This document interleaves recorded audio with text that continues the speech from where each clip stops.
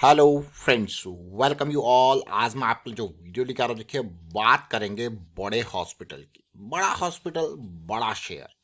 देखिए हॉस्पिटल्स आपने बड़े बड़े नाम सुने होंगे, मार्केट में भी बहुत सारे हॉस्पिटल लिस्टेड हैं अलग अलग नाम से, अलग अलग ब्रांड के हॉस्पिटल। देखिए मैं नाम और ब्रांड क्यों कह रहा हूँ, क्योंकि यहाँ पे भी ब्रांडिंग पूरी है। और ये हॉस्पिटल ज़बरदस्त रेवेन्यू जनरेट कर रहे हैं आजकल, बहुत ही प्रॉफिटेबिलिटी वाला सौदा है हॉस्पिटल में। और आपने एक्सपीरियंस भी किया होगा, हॉस्पिटल्स कम 5 स्टार वाली फैसिलिटीज़ आपके लिए अवेलेबल हैं। और साथ के साथ अच्छे अच्छे मैं कहूँगा जो है इलाज भी हैं। ऐसा नहीं कि खाली फैसिलिटीज़ हैं, तो अलग अलग तरीके की ट्रीटमेंट्स भी प्रोवाइड करते हैं, तो उसी से इनका बहुत बड़ा रेवेन्यू का भी एक हिस्सा जनरेट होता है। और प्रॉफिटेबिलिटी और रेवेन्यू के को देखते हुए एक स्टॉक को हम देखेंगे, समझने की कोशिश करेंगे। और आगे बढ़ने से पहले मैं आपको बता दूं, अगर आपने अब तक चैनल को सब्सक्राइब नहीं किया तो जल्दी से सब्सक्राइब कर लें, बेल आइकन को प्रेस कर लें, जिससे आपको नोटिफिकेशन आती रहेगी। और प्राइस एक्शन की सीरीज बहुत इंपॉर्टेंट है, जब भी आपको टाइम मिलता है इसको जरूर देखें। और प्रैक्टिस उससे भी ज़्यादा इंपॉर्टेंट है, तो प्रैक्टिस भी जरूर करनी है। अब आपके दिमाग में होगा यार प्रैक्टिस क्या करें, वीकेंड एक्सरसाइज, रेगुलर एक्सरसाइज, साथ में कैसे स्टॉक को फिल्टर करना है, स्कैन करना है, जो आपके रडार में आएंगे, समझना है, इनको जरूर देखना है, सीखना है और प्रैक्टिस करना है। तो चलिए आज हम कुछ सीखेंगे एक बड़े हॉस्पिटल से, जिसका नाम है ग्लोबल हेल्थ लिमिटेड। और लोग इसको जानते हैं मेदांता के नाम से। किसके नाम से जानते हैं? मेदांता। मैं स्टॉक की क्यों चर्चा कर रहा हूँ, क्योंकि कुछ टाइम पहले हमने इसकी जब चर्चा करी थी तो बहुत इंपॉर्टेंट, अभी भी हम बात करेंगे। एक बड़ा हॉस्पिटल है, और बड़ा हॉस्पिटल में इसको क्यों करें, क्योंकि बहुत बड़े बड़े वीआईपी लोग यहाँ से ट्रीटमेंट करवाते हैं। और आजकल देखिए जब हॉस्पिटल की बात आ रही है तो एक अवेयरनेस वाली चीज़ मैं आपको कहूँगा, क्योंकि हॉस्पिटल के एक्सपेंसेस आज की डेट में बहुत ही कॉस्टली हो गए हैं। अगर आप कोई मेदांता जैसे, मैक्स जैसे हॉस्पिटल्स में, और बड़े आपको पता होंगे, उनमें अगर कोई छोटी सी छोटी चीज़ के लिए भी रिक्वायरमेंट होती है तो अच्छा खासा बिल जो है आता है। और भाई उनकी उसी तरीके से खर्चे भी हैं, है कि नहीं है? तो अच्छा खासा एक्सपेंसेस हॉस्पिटल का हो चुका है, चाहे एक दिन का, 2 दिन का, अगर एडमिशन भी कभी भगवान ना करे ऐसा हो, बट अगर कभी ज़रूरत पड़े तो अच्छा खासा एक्सपेंस होता है। तो जो अवेयरनेस की बात मैं ये कह रहा था, क्योंकि हॉस्पिटल्स के लिए आजकल इंश्योरेंस बहुत ज़रूरी हो गया। तो अगर आपने मेडिकल इंश्योरेंस नहीं है तो ज़रूर करें। अगर आप कहीं पे काम करते हैं, वहाँ पे मेडिक्लेम कम है तो उसको टॉप अप करवा के रखें, क्योंकि वो आपका इनकम टैक्स भी वहाँ पे बेनिफिट मिल जाता है। तो ये अवेयरनेस ज़रूर रखें, तो कहीं ना कहीं से मतलब एक अच्छा खासा सम आपके पास मेडिक्लेम के लिए होना चाहिए। भगवान ना करे कभी आपको एडमिशन की ज़रूरत पड़े या घर में किसी को ज़रूरत पड़े, तो लेकिन वो एक बहुत बहुत मैं कहूँगा एक्सपेंसिव टास्क हो जाता है, और बहुत ही लोड आपको पड़ सकता है। बट हाँ, आजकल के हिसाब से जो एक्सपेंसेस है वो मेडिकल इंश्योरेंस, इसीलिए देखो हॉस्पिटल में अलग अलग टीपीएस आपके होंगे। भी रिसेंटली एक कंपनी और लिस्ट हुई थी, मेडी असिस्ट। वो क्या है? वो एक टीपीए है। वो आपके और इंश्योरेंस कंपनी और हॉस्पिटल के बीच में एक सर्विस प्रोवाइडर है, उस तरीके से। तो ये टीपीए होते हैं। तो ये अलग ही आपको यार, ये तो एक अलग ही दुनिया है। लेकिन ये रोज़मर्रा की ज़िंदगी में तो नहीं, लेकिन हाँ हर किसी लाइफ में जब भी जो हॉस्पिटल से जो मतलब जब भी ज़रूरत पड़ रही है हॉस्पिटल्स की, तो ये चीज़ें पिक्चर में आती हैं। तो इसलिए ज़रूर एक इंश्योरेंस मैं कहूँगा, मेडिक्लेम इंश्योरेंस बहुत ज़रूरी हो गया। ऑल्दो गवर्नमेंट को भी ये ज़रूरी लगा तो उन्होंने एक आयुष्मान भारत वाला स्कीम भी लॉन्च किया। तो वो भी एक बहुत इंपॉर्टेंट स्टेप मैं कहूँगा गवर्नमेंट की तरफ से वो है। लेकिन हाँ थोड़ा बहुत यहाँ पे मुझे ये लगता है कि हाँ थोड़ा सा गवर्नमेंट को इधर थोड़ा और कंट्रोल यहाँ पे, इन द सेंस जो एक्सपेंसेस बहुत ही हाई हो रहे हैं वहाँ पे कंट्रोल करना चाहिए। मतलब ये एक मैंडेटरी सर्विस है।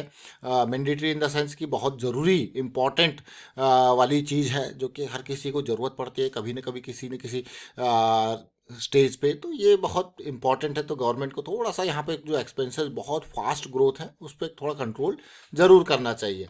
अब ग्लोबल हेल्थ की अगर हम बात करें, इससे हम क्या सीखते हैं, क्या समझते हैं, उसको देखेंगे। अभी रिसेंटली हमने फोर्स मोटर और नेटको फार्मा के प्राइस सेक्शन को देखा था। नेटको फार्मा ने क्या रैली दी है अमेजिंग वाली, फोर्स मोटर ने क्या रैली दी है अमेजिंग वाली। अब ये मेदांता से सीखते। देखिए मेदांता जब मार्केट में आया था, लिस्ट हुआ था, उसके बाद थोड़ा सा कंसोलिडेशन यहाँ पे देखने को मिला था। तो बहुत ही मज़ेदार कंसोलिडेशन मुझे यहाँ पे लगा था मेदांता में। जरा इसको देखेंगे। सबसे पहले ये देखिए, जब इसका आईपीओ आया था कोई तो ज़्यादा सब्सक्रिप्शन नहीं था, 10 गुना कुल सब्सक्रिप्शन हुआ था। और कंपनी ने कहा था भाई 336 का प्राइस है, तो 400 के आसपास ही, ज़्यादा रैली नहीं हुआ था। लेकिन जब उसके बाद लिस्ट होता है मेदांता, 400 से सीधे जाता है, ऑलमोस्ट 480 के इर्द गिर्द जाता है। फिर एक कंसोलिडेशन करेक्शन देखने को मिलता है। मुझे सबसे अच्छी बात ये लगी कि यहाँ पे ये देखिए, ये ब्रेकआउट होता है और ब्रेकआउट के बाद हमारी उम्मीद थी ये पुल बैक आए, ये पुल बैक आता है, फिर से एक कंसोलिडेशन करेक्शन यहाँ पे देखने को मिलता है 500 के जोन में। तो देखिए कितना बेहतरीन प्राइस एक्शन है।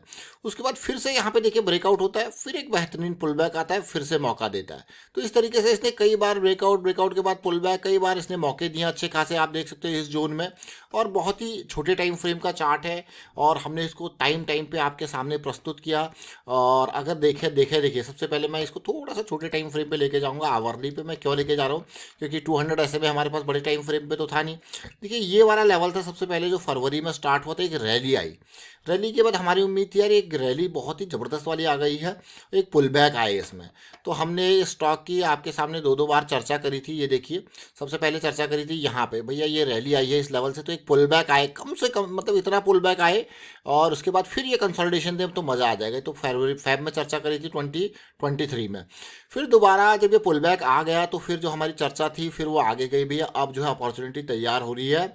और ये था मई 2023 का, और अभी एक साल इसको हुआ नहीं है। ये 500 समथिंग का लेवल है, 534 का लेवल है।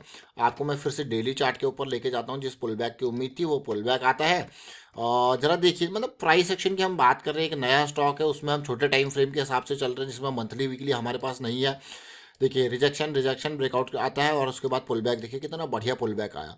और इन जोन्स में मई में हम आपके लिए स्टॉक को लेके आए थे, देख रहे हो ना, मई के आसपास, देखिए मई 10 के आसपास क्या लेवल है, 525 530 के आसपास का।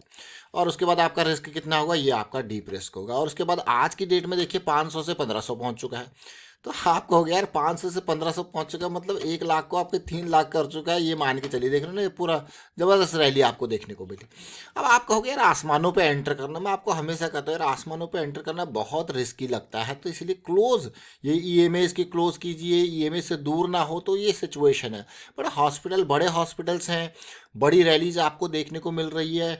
जब मार्केट में आता है 300 से, आज कहाँ पहुँच चुका है 1500 के आसपास, लेकिन उसके बावजूद भी दोबारा अपॉर्चुनिटीज़ रही। अब रिस्क मैनेजमेंट के बारे में बात करते हैं। देखिए जैसे मान लो हमने यहाँ पे देखा स्टॉक जो है, यहाँ एंट्री कर रहे हैं हम, तो हमें पता है भाई हम 460 पे अगर एंट्री कर रहे हैं तो हमारा 420 का स्टॉप लॉस है कि नहीं है।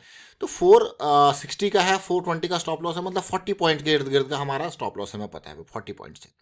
ठीक है, अब 40 पॉइंट का रिस्क है, तो इससे सीधे सीधे आप देखोगे अगर 4000 का लॉस लेने को तैयार हो तो कितने शेयर, आपने कहा भाई मेरे बनेंगे 100 शेयर, आपने 100 शेयर खरीद लिए। क्यों?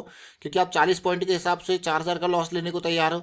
अब आप देखिए वो 40 पॉइंट का रिस्क आज कहाँ पहुँच गया आपका, अगर करंट प्राइस को देखे जाए तो 1400, देखिए 1400 के इर्द गिर्द है। तो सीधे सीधे लगा लो आप, 1410 भी लगाओगे, 1435 भी लगाओगे, तो अच्छा खासा गेन आपको देखने को मिल रहा है। ये छोड़िए, अगर मैं नेक्स्ट की बात करूं, जब हम दोबारा मई सीरीज में आपके लिए वीडियो लेके आए थे तो 500 समथिंग का प्राइस था। कैलकुलेशन इजी करने के लिए 500 लगा लेते हैं यहाँ पे, है ना। तो 500 का जो प्राइस है ऊपर, अभी 14 करंट प्राइस को मान लेते हैं 1400 है, तो 500 पे आपका लॉस कितना था। तो रिस्क मैनेजमेंट को भी समझते हैं इससे। तो आपने देखा भाई ये कंसोलिडेशन यहाँ पे चल रही है, ये ब्रेकआउट के बाद पुल बैक जो आया था उसके बाद की तैयारी है। तो आपका स्टॉप लॉस 500 से, ये है आपका 460 है। हम इसको और थोड़ा डीप करते हैं, 450 मान के चलते हैं, ताकि थोड़ा सा ये ऊपर होगा 10-20 पॉइंट, ये नीचे का कवर कर लिया। आपने कहा यार 50 पॉइंट का मेरा लॉस है, 50 पॉइंट का लॉस है और 50 पॉइंट का लॉस, और 500 से गया 1500। ठीक है, कितना कितना पॉइंट गया, देखिए ऑलमोस्ट 1000 पॉइंट ऊपर गया।